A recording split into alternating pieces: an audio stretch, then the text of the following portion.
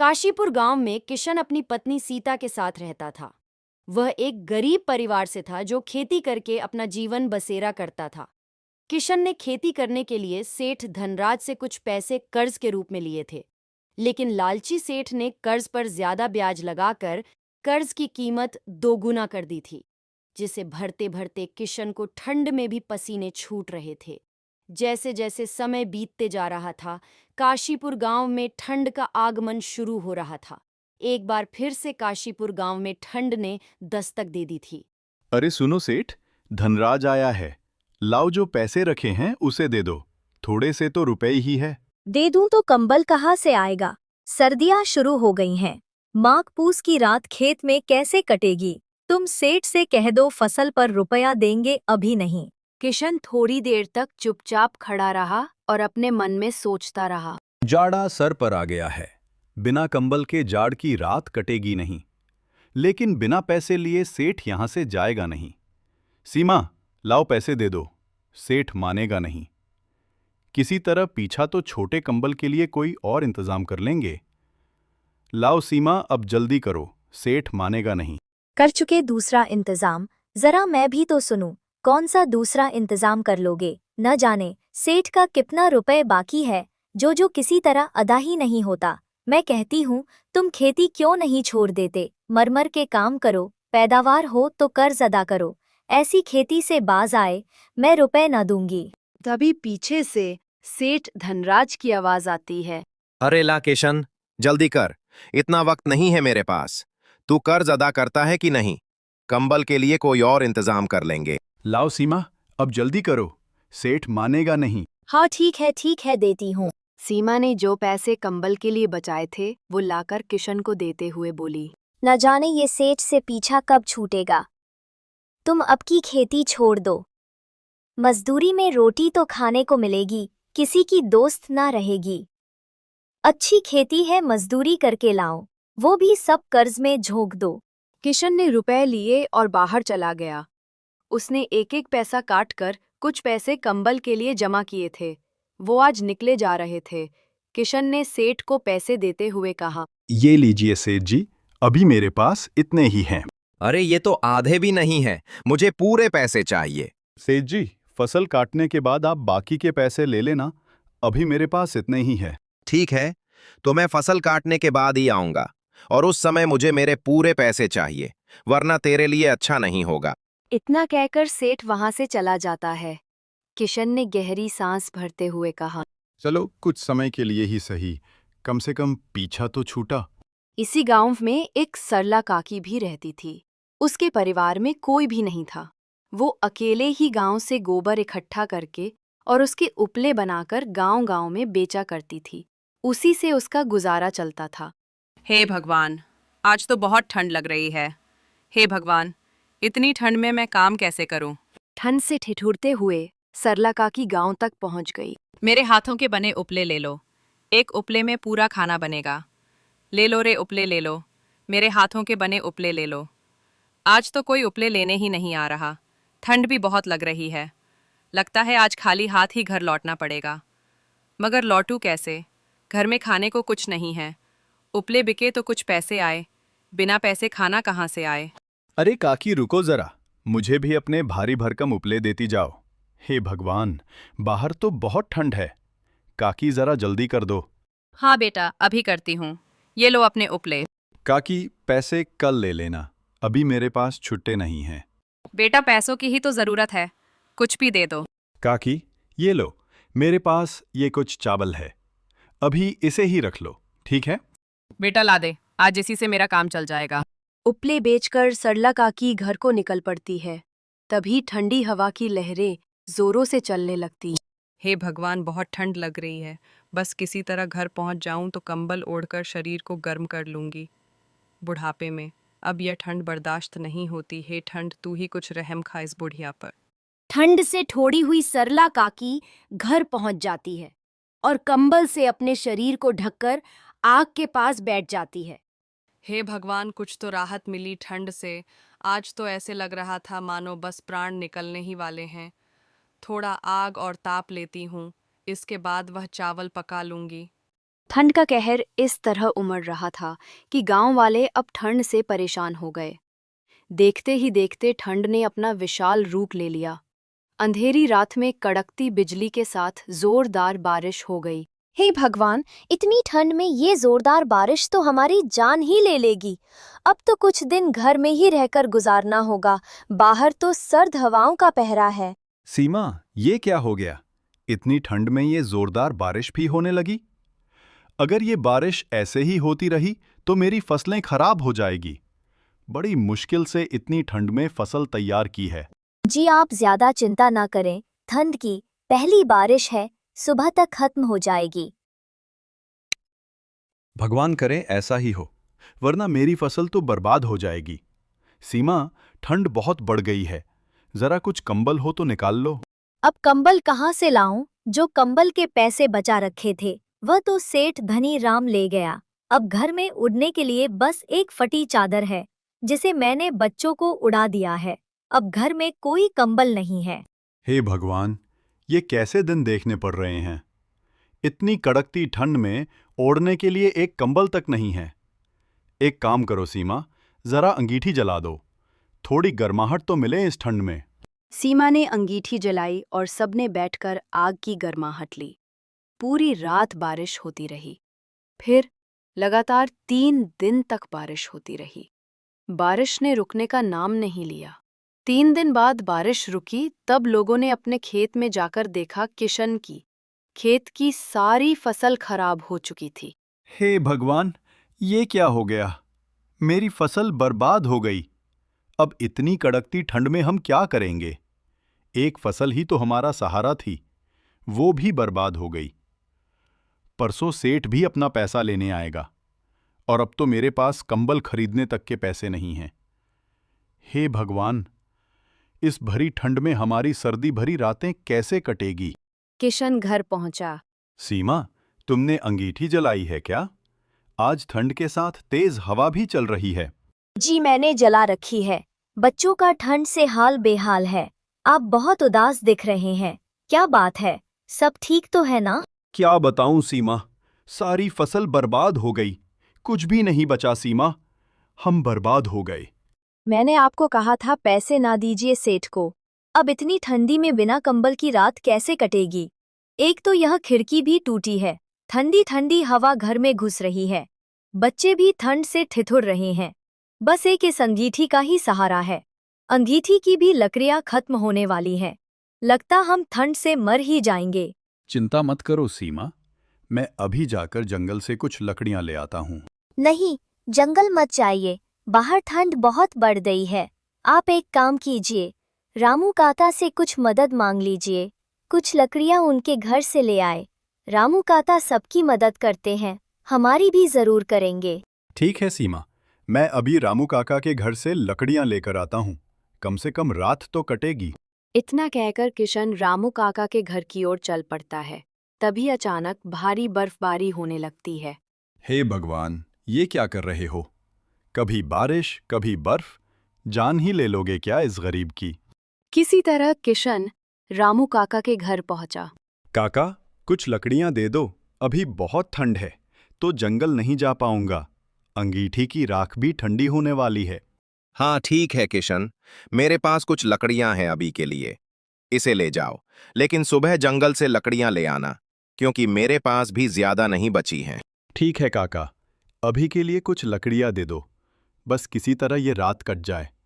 सुबह जंगल से जाकर लकड़ियां ले आऊंगा। किशन लकड़ियां लेकर घर पहुंच जाता है। ये लो सीमा, ये कुछ लकड़ियां हैं, इसे एक एक करके जलाना, पूरी रात कट जाएगी। ठंड भरी वो रात किसी तरह किशन सीमा ने गुजार ली। अगली सुबह सेठ भी किशन के घर आ धमका। अरे किशन, कहाँ है? बाहर आ, जल्दी से मेरे कर्ज के बाकी के पैसे दे। ठंड बहुत हो रही है, मैं ज्यादा देर रुक नहीं सकता। किशन निराशा भरे मन से बाहर आता है। सेठ जी, मेरी फसल बर्बाद हो गई है, मेरे पास अब एक भी पैसा नहीं बचा है। सेठ जी कुछ दिन रुक जाइए, फिर मैं कहीं से मजदूरी करके आपकी कर्ज को चुका दूंगा। अरे अब तेरे बहाने और नहीं चलेंगे, मुझे मेरे पैसे चाहिए। और अगर तू कर्ज के पैसे नहीं दे सकता तो अभी से तेरा घर और तेरे खेत दोनों मेरे हुए जा। अभी इस घर से निकल जा। सेठ जी, रहम खाइए। इतनी ठंड में मैं बच्चों और बीवी को लेकर कहाँ जाऊंगा? एक इस झोपड़ी के सिवा कोई दूसरा मेरा ठिकाना नहीं है। सेठ जी, कम से कम मेरे बच्चों पर ही रहम खाइए। ये सब मैं नहीं जानता। तू बस अभी इस घर को खाली कर, और जब तक पैसे नहीं देगा ये घर और तेरा खेत वापस नहीं मिलेगा। बेचारा किशन और उसका परिवार ठंड में भटकते हुए कहीं रहने का आसरा ढूंढ रहे थे, मगर उन्हें कहीं कोई आशा की किरण नहीं दिखाई दे रही थी। बहुत ठंड है, मुझसे अब और चला नहीं जाएगा। बच्चों की भी तबीयत बहुत खराब हो रही है। मुन्नी को बुखार चढ़ गया है और ज्यादा देर ऐसे ही घूमते रहे तो हमारे यहीं पर प्राण निकल जाएंगे। अभी हम यहाँ नहीं रुक सकते। रात होने से पहले हमें सर ढकने के लिए कुछ तो ढूंढना ही होगा। जैसे जैसे दिन ढल रहा है, ठंड बढ़ती जा रही है। बहुत दूर चलते चलते उनको एक झोपड़ी दिखाई देती है। सीमा, वहां देखो, वहां एक झोपड़ी है। चलो वहां जाकर पूछते हैं, क्या पता उन्हें ही हम पर रहम आ जाए और वो हमें अपनी झोपड़ी में आश्रय दे दे। किशन का परिवार वो झोपड़ी के पास चला जाता है। कोई है क्या? इस गरीब की मदद करें। कृपया करके इस गरीब की मदद करें। किशन कई बार आवाज लगाता है, मगर झोपड़ी के अंदर से कोई आवाज नहीं आती है। लगता है इस झोपड़ी में कोई नहीं है, एक बार अंदर चलकर देखना चाहिए। किशन झोपड़ी के अंदर जाता है। झोपड़ी में चारपाई और कुछ कपड़े रखे थे, पर वहां कोई दिख नहीं रहा था। हम कुछ देर इस झोपड़ी में रुक जाते हैं। शायद झोपड़ी का मालिक आए तो उनसे हम अपनी परेशानी बताएंगे। क्या पता उन्हें हम पर दया आ जाए। ऐसा सोचकर वो उस झोपड़ी में रुक जाते हैं और वहीं पर एक अंगीठी जलाकर उन्होंने बच्चों को अंगीठी के पास बैठा दिया। अंगीठी की गर्माहट से उन सभी ने चैन की सांस ली। तुम बच्चों का ध्यान रखना, मैं अभी लकड़ियां लेकर आता हूँ। लकड़ियों की तलाश में किशन कुछ दूर चला ही था कि अचानक उसकी नजर एक बुढ़िया पर जाती है जो ठंड में नीचे जमीन पर गिरी हुई थी। अम्मा उठो। क्या हुआ अम्मा? उठो अम्मा। लगता है ज्यादा ठंड की वजह से अम्मा ठंडी पड़ गई है और बेहोश होकर यहाँ गिर गई। किशन अम्मा को लेकर उस झोपड़ी में आ जाता है। ये कौन है और इन्हें क्या हुआ? पता नहीं, ये जमीन पर बेहोश पड़ी हुई थी। शायद ठंड लग गई है। इन्हें यहाँ अंगीठी के पास लेटा देता हूँ। थोड़ी गर्माहट मिले तो शायद इनकी आंखें खुलें। थोड़ी देर शरीर को गर्माहट मिलने के बाद सरला काकी की आंख खुल जाती है। अरे बेटा, कौन हो तुम? मैं तो घर आ रही थी। अचानक ठंड की वजह से मैं चक्कर खाकर गिर गई। इसके बाद मुझे कुछ भी याद नहीं। अच्छा अम्मा, तो ये आपका घर है अम्मा? मैंने जब तुम्हें बेहोश देखा तो मैं तुम्हें उठाकर झुपड़ी में ले आया। लेकिन बेटा, तुम यहाँ कैसे? और तुम्हारा पूरा परिवार भी यहाँ है। किशन सरला काकी को अपने साथ हुई सारी घटना के बारे में बता देता है। हे भगवान, सत्यानाश हो उस जालिम सेठ का जो इतनी तड़पती ठंड में तुम्हारे बच्चों, बीवी सबको घर से बाहर निकाल दिया। अरे कम से कम बच्चों पर ही तरस खा लिया होता ना। जाने यह अमीर लोगों का दिल कहाँ मर गया है। बेटा एक काम कर, वह उपले रखे हैं उसको अंगीठी में डाल दे, नहीं तो आग जाएगी। तुम चिंता मत करो बेटा, तुम जब तक चाहे मेरे साथ रह सकते हो। मेरा तो वैसे भी कोई नहीं है और मेरे हाथ पैर भी काम नहीं करते। यह ठंड मुझसे अब बर्दाश्त नहीं होती। इससे अच्छा तो भगवान ही उठा लेता मुझे। अम्मा, ऐसा क्यों बोलती हो? मैं हूं ना, और सीमा भी है। अब से हम आपका ध्यान रखेंगे। सदा खुश रहो बेटा। लगता है भगवान भी यही चाहते हैं कि तुम मेरे साथ रहो। ठंड भरी रात वो सभी मिलकर किसी तरह गुजार लेते हैं। अगली सुबह गांव में हल्की धूप निकलती है। लोग बहुत खुश होते हैं और सभी घरों के बाहर आते हैं। सभी बाहर बैठकर धूप लेते हैं। देखो अम्मा, इतने दिनों बाद आज धूप निकली है। चलो थोड़ा धूप ले लेते हैं। सभी बाहर बैठकर धूप लेते हैं। इतने दिनों बाद थोड़ा शरीर को राहत मिली है। अच्छा बेटा, मैं चलती हूँ, गांव में उपले बेचने हैं। अम्मा, आप चिंता मत करो, आज उपले में बेच आता हूँ। ठीक है बेटा, अगर तुम्हारी यही इच्छा है तो जाओ। किशन उपलों को लेकर गांव की ओर निकल पड़ता है और गांव-गांव जाकर उपले बेचता है। यह तो बहुत कम पैसे है। केवल उपलों को बेचकर कुछ नहीं हो पाएगा। मुझे कोई और काम भी करना होगा। उपलों को बेचकर आए पैसों से किशन कुछ राशन ले आता है। ये लो सीमा, ये कुछ राशन है। इससे सबके लिए गर्मा गर्म खिचड़ी बना दो। अम्मा, मैं एक काम करता हूँ, जंगल से जाकर कुछ लकड़ियाँ ले आता हूँ और उसे भी गांव में बेच दिया करूँगा। इससे थोड़ी बहुत और आमदनी हो जाएगी। ठीक है बेटा, लेकिन अगर तुम लकड़ियाँ लेना ही चाहते हो तो उत्तर दिशा की ओर जो जंगल है वहाँ से लकड़ियाँ ले आओ। वहाँ पर बड़े बड़े पेड़ हैं और वहाँ की लकड़ियाँ भी काफ़ी गर्म होती हैं। उसे गांव में बेचो तो अच्छी कीमत मिलेगी। ठीक है अम्मा, मैं उत्तर दिशा की ओर ही चला जाता हूँ।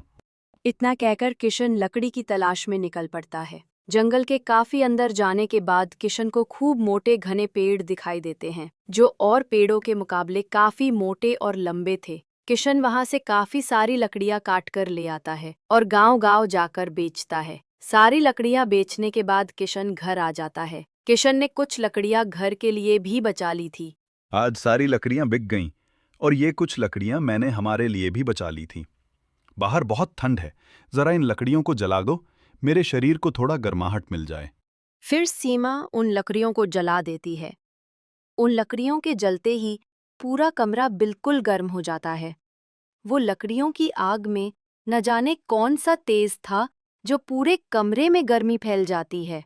बाहर ठंड की बर्फबारी हो रही थी और खिड़की से आने वाली हवा घर में घुसते ही गर्म हो जा रही थी। इस तरह ठंड भरी रात उस दिन उन सभी के लिए एक गर्माहट भरी रात में बदल गई। अगली सुबह फिर किशन लकड़ियों के लिए जंगल की ओर निकल पड़ता है। लकड़ियां लेकर जब किशन गांव पहुंचा तो किशन की लकड़ियां खरीदने के लिए लोगों की एक भीड़ सी जमा हो गई। भैया, जरा मुझे भी अपनी लकड़ियां दे दो। तुम्हारी लकड़ियां तो जलने के बाद बहुत गर्माहट देती हैं। हाँ किशन भाई, मुझे भी ये लकड़ियां चाहिए। ये जलने के बाद इतनी गर्म होती हैं कि रात में कंबल की जरूरत भी नहीं पड़ती। हाँ भैया, आज से पहले मैंने इतनी गर्म लकड़ियां कहीं नहीं देखी। सच में, तुम्हारी लकड़ियों में तो अलग ही जादू है। उस दिन किशन की सारी लकड़ियां चुटकियों में बिक जाती हैं और उसकी काफी अच्छी आमदनी होती है। राशन लेकर किशन घर पहुंच जाता है। इस बार राशन बहुत ज्यादा था। वो लकड़ियाँ बहुत अच्छी कीमतों पर बिकी हैं। गांव पहुंचते ही लकड़ियों की तो मानो जैसे लूट ही लग गई थी। अब हम इन लकड़ियों को बेचकर अच्छे पैसे कमा लेंगे। हाँ बेटा, ये बहुत पुरानी लकड़ियाँ हैं। बहुत समय पहले मेरे दादा उसी जंगल में रहा करते थे। वहाँ के ज्यादातर पेड़ उन्हीं की देन हैं। इस तरह किशन लकड़ियों को बेचकर काफी अच्छे पैसे कमाता है और कुछ ही समय में किशन सेठ धनराज का सारा पैसा लौटा देता है और साथ ही अपना घर और खेत दोनों छुड़वा लेता है। अब किशन और उसका परिवार वापस अपने घर में आ गए थे। सरला काकी भी अब किशन के साथ ही रहा करती थी। किशन ने जंगल से लकड़ियां लाना बंद नहीं किया। इस बार की ठंड गांव पर कहर बनकर तो जरूर टूटी थी, मगर किशन की वजह से अब गांव वालों की सर्दियां बहुत मजे से कट रही थी।